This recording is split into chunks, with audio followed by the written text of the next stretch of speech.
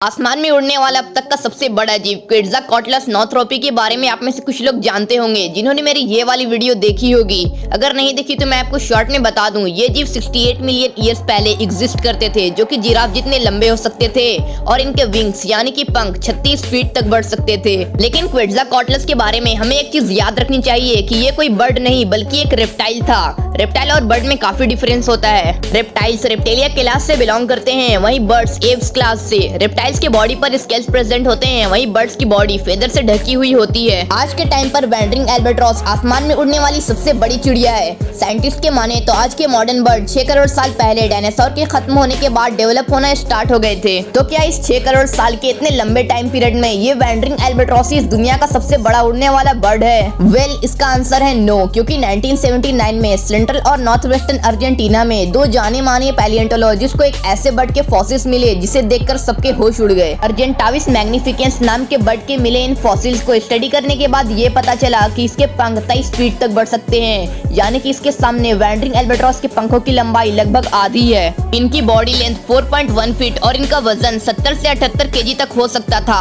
ये अभी से 6 मिलियन ईयर्स पहले अर्जेंटीना के आसमानों में राज करते थे। इसके साइज और स्ट्रक्चर से ये अंदाज लगाया जा रहा है कि ये उड़ने के लिए पहले दौड़ते या कूदते थे, क्योंकि इनके पंख काफी बड़े थे और जब तक ये जमीन से कुछ मीटर ऊपर ना उठ जाएं, तब तक ये अपने पंखों को फ्लैप नहीं कर सकते थे।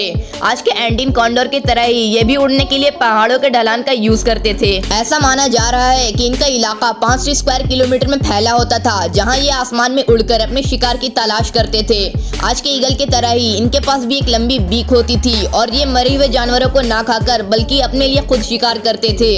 इसके स्कल की बनावट से ये पता चलता है कि ये अपने शिकार के फ्लेश के टुकड़े नहीं करते थे, बल्कि एक बार में ही पूरा निगल लिया करते थे। इनके फॉसिल्स ये बताते हैं कि ये कई बार थाइलाकोसमिलिडा से भी भिड़ जाते थे ताकि अपने शिकार को चोरी होने से बचा सकें। थाइलाकोसमिलिडा उस टाइम के खतरनाक शिकारी हुआ करते थे, जो कि सेबर टूथ टाइगर जैसे दिखते थे। लेकिन टाइम के साथ ये अर्जेंटाविस मैग्निफिकेंस भी धरती पर से विलुप्त हो गए। ये कब और किस वजह से विलुप्त हुए, इसका कोई एग्जैक्ट आंसर नहीं है, लेकिन कुछ साइंटिस्ट का यह कहना है कि टाइम के साथ हो रहे क्लाइमेटिक चेंजेस को ये अर्जेंटाविस अडेप्ट नहीं कर सके और वही इनके विलुप्त होने की वजह बना। अर्जेंटाविस के फॉसिल्स मिलने के कुछ सालों के बाद जब साउथ कैरोलिना में वर्कर्स ने चार्ल्सटन इंटरनेशनल एयरपोर्ट में नए टर्मिनल बनाने के लिए खुदाई शुरू की, तब उन्हें कुछ ऐसे फॉसिल्स मिले जिसे देखकर सब दंग रह गए। इस फॉसिल्स में जानवर के पंख, पैरों की हड्डियां और उसका स्कल बिल्कुल सही सलामत था। इसके बीक यानी कि चोंच को देखकर ऐसा लग रहा था कि इसके ऊपर और नीचे दोनों जबड़ों के बाहर कुछ दांत निकले हुए हैं, जिन्हें स्यूडो टीथ कहा जाता है। इन फॉसिल्स को निकालने के लिए काफी खुदाई करनी पड़ी थी। ये फॉसिल्स पेलेगोर्नी सैंडरसी नाम के बर्ड के थे। जब इसके पंखों की लंबाई को मेजर किया गया तो पता चला कि इसके 24 फीट तक बढ़ सकने वाले पंख अर्जेंटाविस के पंख से भी लंबे थे। इस बर्ड के मिले ये फॉसिल्स 28 मिलियन ईयर्स पुराने थे।